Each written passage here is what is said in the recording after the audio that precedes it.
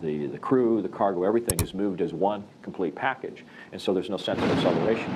But what it allows for, according to Alcubierre's calculations, is what he was calling an arbitrarily large speed. So I wondered if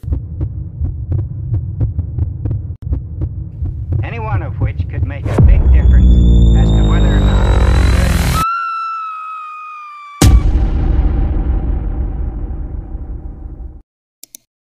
Have you ever looked up in the night at the sky and wondered about those mysterious objects flying around? Aliens are not just zipping around our atmosphere for fun. These extraterrestrial tourists boast an insane technology that leaves our most advanced inventions in the dust. So how did they do it? Let's break it down. Say goodbye to Newton's laws. Aliens UFO utilize revolutionary anti-gravity propulsion systems that allow them to maneuver effortlessly, defying earthly physics. These advanced mechanisms manipulate the gravitational forces to soar through the stars with ease. Imagine being able to float without a care in the universe. The aliens UFOs use a combination of magnetic fields and exotic energy sources to create a warp bubble, essentially bending space-time around them. This allows them to effectively counter the effect of gravity, enabling swift and controlled movements. Have you ever wondered how these UFOs seem to disappear in the blink of an eye? It's all thanks to their next-level cloaking technology. Think of it as the ultimate game of hide and seek. Aliens UFO utilize advanced light-bending materials and sophisticated energy fields that render them virtually invisible to our primitive human senses. It is like they are always one step ahead, effortlessly slipping out of sight. Have you ever wondered how aliens UFOs can traverse the vast cosmic distances without refueling? Well, they have cracked the code on an energy source that can put our fossil fuels to shame. Aliens UFOs harness the power of dark matter and exotic antimatter reactions, creating a virtually limitless energy source. This extraordinary technology fuels their interstellar journeys and keep them going for years. Aliens UFOs possess the ability to manipulate time and space, allowing them to cross vast galactic distances in the blink of an eye. Through the harnessing of exotic quantum forces, aliens UFO can create wormholes. This extraordinary technology allows them to transcend time and space, hopping from one point in the universe to another effortlessly. So, can you even imagine the possibilities that come with this kind of power? Let's talk about the most fascinating regions of all time, the Haunebu III. Let's get where this whole thing started.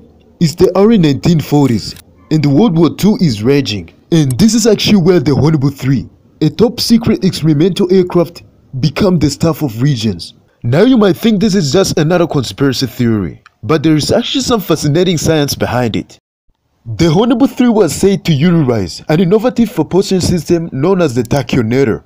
This theory suggests that this advanced tachyonator harnesses the power of tachyons, which are the hypothetical particles that travel faster than light. Inside the Haunebu III, the tachyonator created a gravitational field, allowing the craft to counteract the Earth's gravity and achieve incredible speeds. Essentially, it was designed to defy the laws of physics. The Haunebu disc-shaped design, inspired by ancient saucer-like depictions, further fueled the speculations of extraterrestrial influence. But how did the Haunebu III actually function? Well, the aircraft had a central reactor, powered by a mysterious element known as xenon-525. This highly unstable substance was believed to possess anti-gravitational properties, allowing the craft to effortlessly maneuver through the air. To control the Haunebu III, it is said that the pilot would operate a device known as l'Electrostellang, which is a beam control system. By manipulating the electromagnetic fields generated by the craft, this steered the craft in any desired direction with pinpoint accuracy. Believe it or not, there have been testimonials from people claiming to have seen these incredible machines in the war. While many of these accounts remain unverified, the Haunebu III continues to captivate the imaginations of UFO enthusiasts around the world. So, what's the truth behind the Haunebu III? Was it real or just a lie?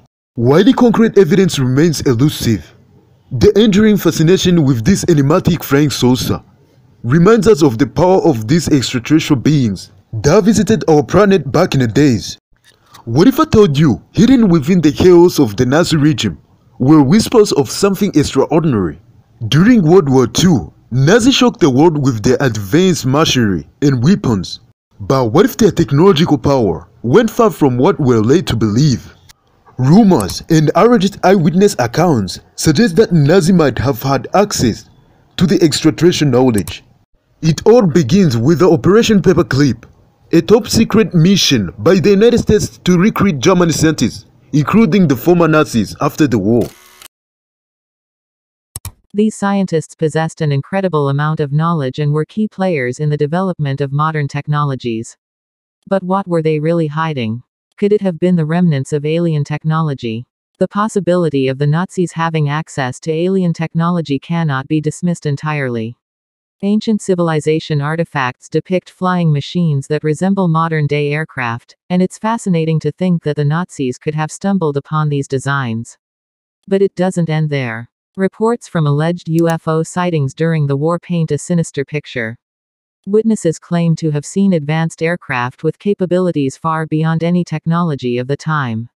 Some even speculate that the infamous Nazi Bell might have been a result of reverse engineering an alien craft. Picture this, a secret Nazi underground facility, where experiments were conducted using technologies harnessed from extraterrestrial sources. Could this be the reason for their incredible advancements? And what if their discoveries didn't perish with the fall of the Third Reich? It's important to approach these theories with a critical eye, but we should never dismiss them entirely. Let's shift the gear to this mysterious platform, ever built in the past. It is called the Glocke.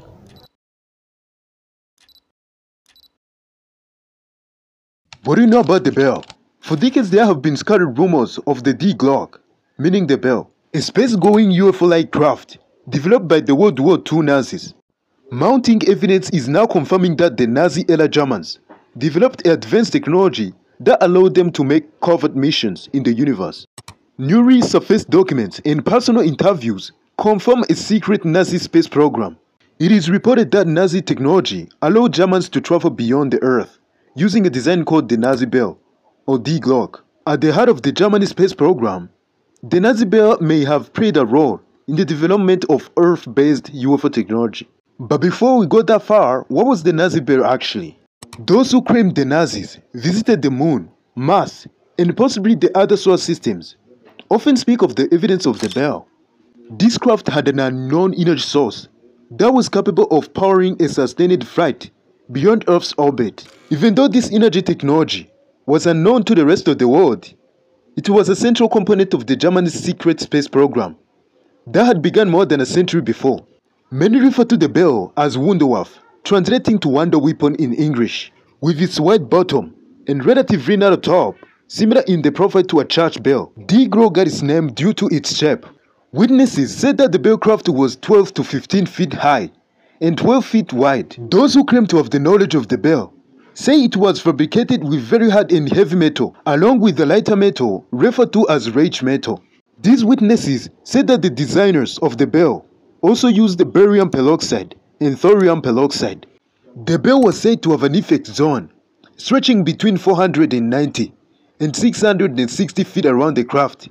Some claim that unexplainable things occurred within this zone, such as the formation of crystals within animal tissue, the decomposition of plant matter into a greasy substance, and the jarring and separation of blood.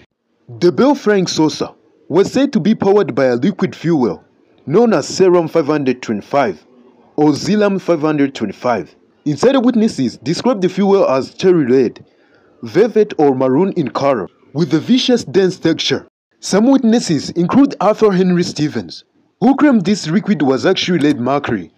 This Serum 525 was placed in large counter-rotating cylinders that span at high speeds.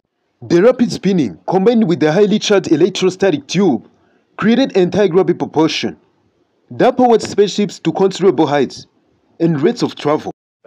Historians with a penchant for conspiracy theories claim the German flying bell was housed in a facility referred to as Der Ries or the Giant in English.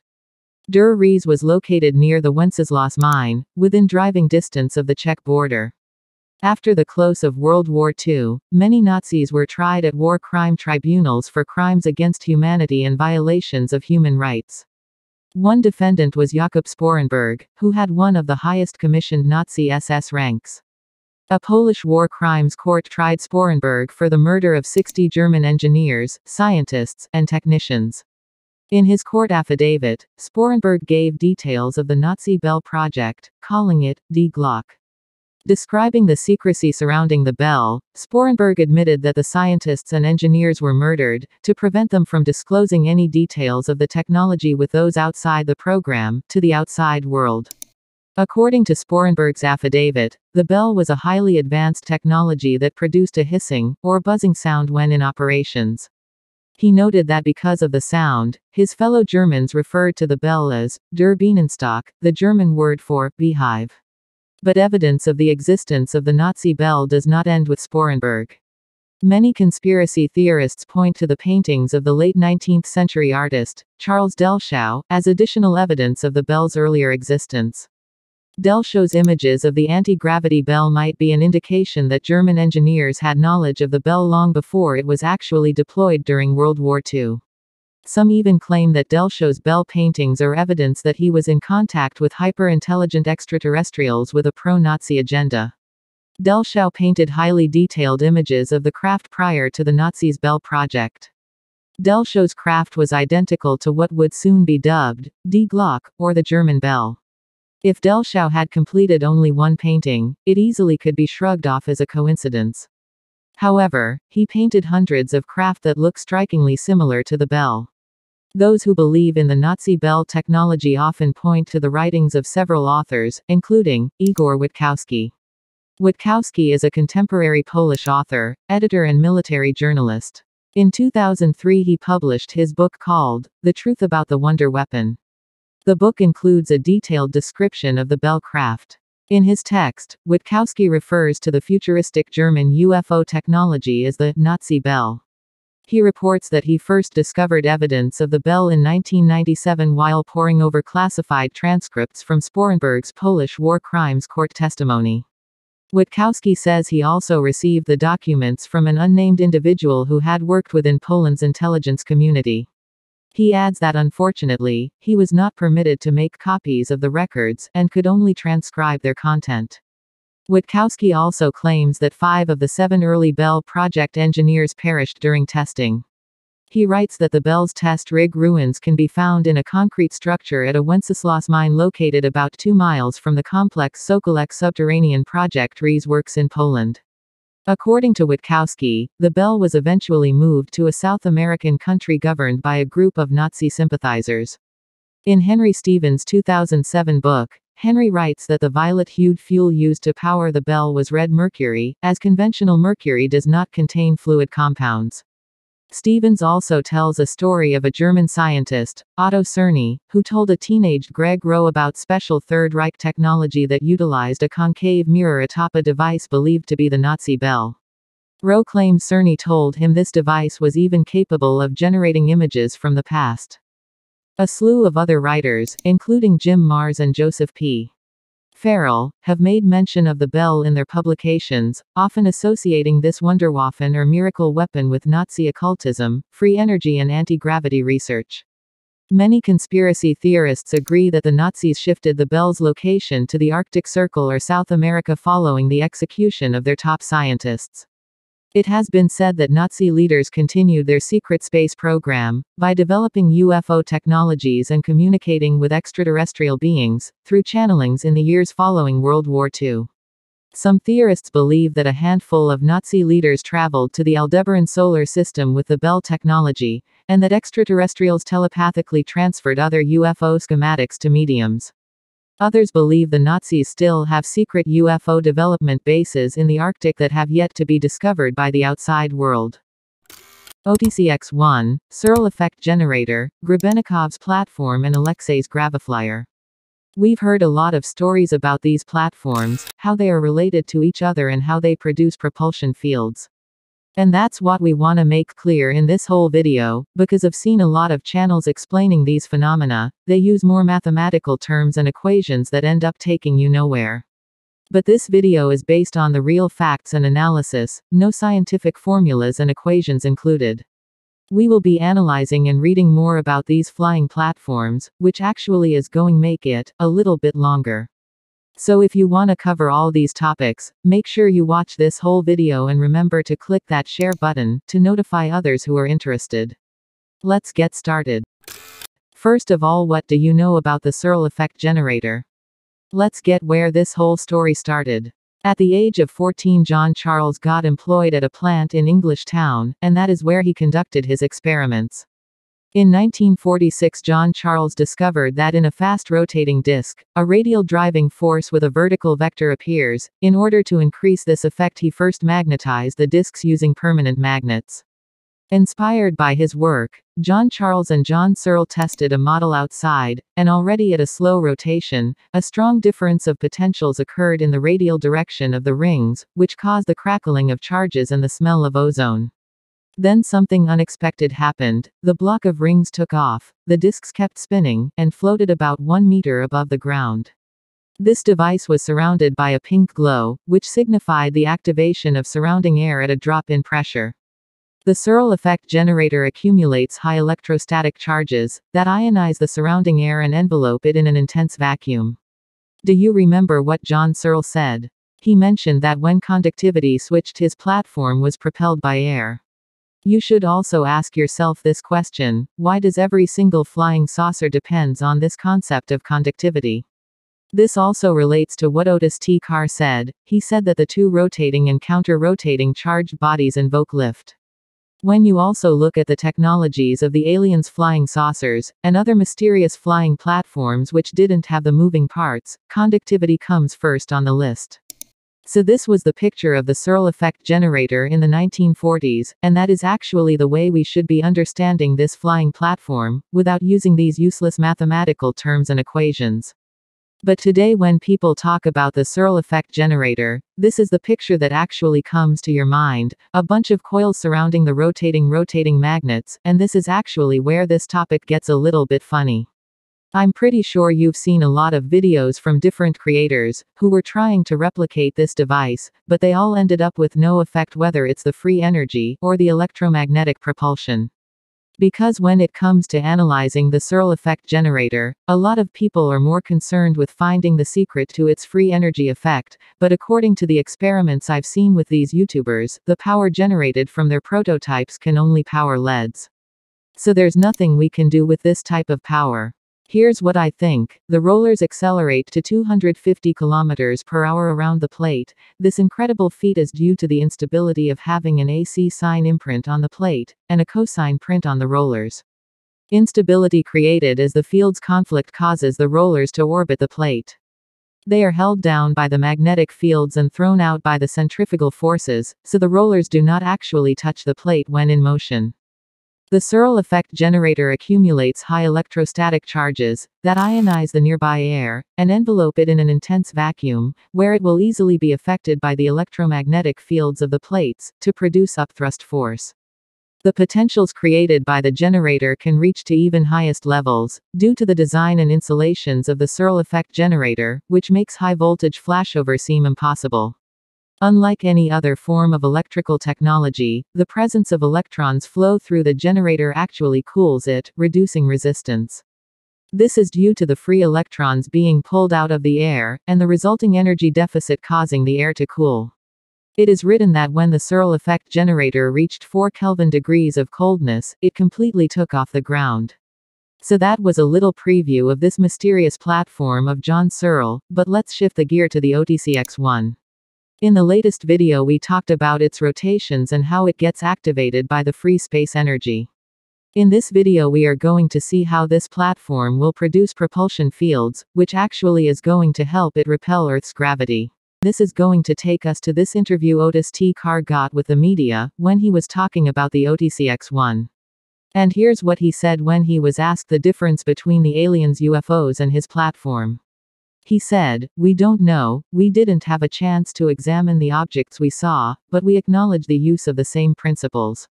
Our design uses gravity, electromagnetism, electromotive force and a relation field, to obtain its operational functionality. It is a centralized power core expressed in vulgar sense.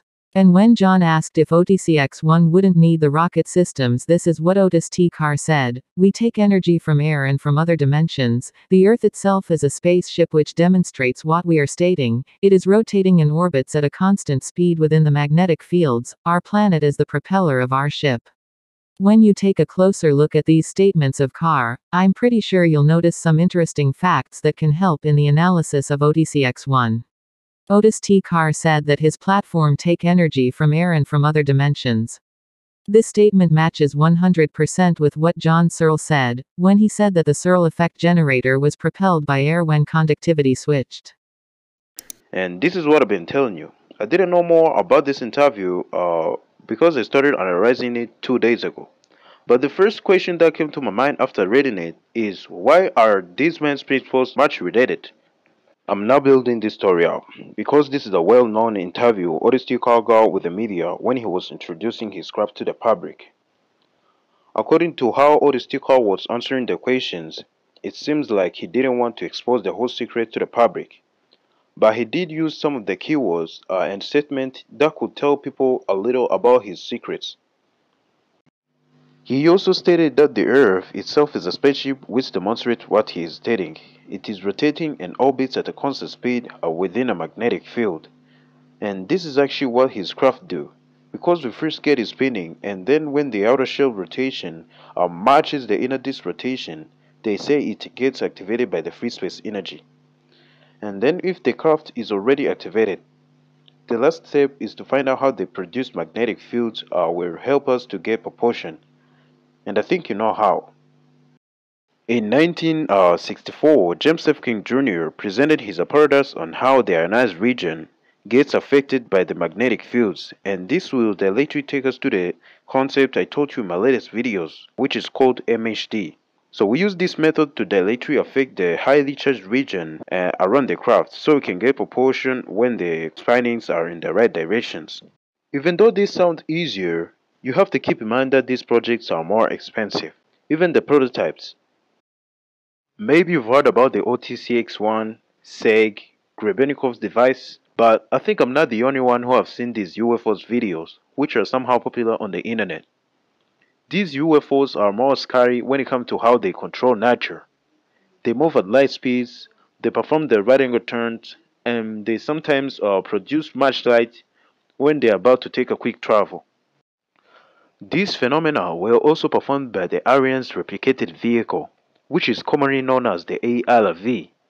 It is also said that the central accumulator had some principles related to that of the motionless electrical generator, which helped to solve the problem of less electrical power, because this system is able to produce more output electrical power than its input.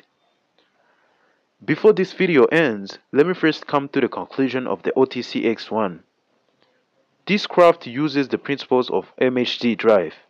We charge the hollow with HV positive and the Tesla coil, and then HV negative on the bottom of the outer shell.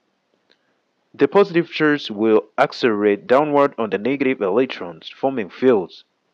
Then the central core will also form the electromagnetic flux lines running from the top to the bottom. When the frequency of the central core's electromagnetic field matches the electrostatic force field frequency, they will immediately resonate and develop another kind of fields which will be affected by the rotating electromagnetic fields produced by the C-shaped electromagnets, neutrons, and the capacitor plates.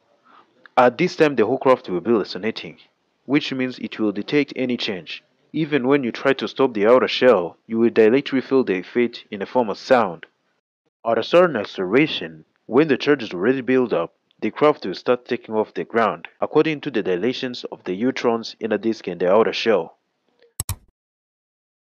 It's fascinating to note that insects, especially beetles, have an affinity for these structures. Grebennikov observed that these insects exhibited remarkable properties, like defying gravitational forces. He believed this was due to their biological ability to tap into the same energy fields that his platform harnessed. Throughout his research, Grebennikov described feeling weightless while standing on the platform. He even claimed to have witnessed objects placed nearby losing weight and levitating as well.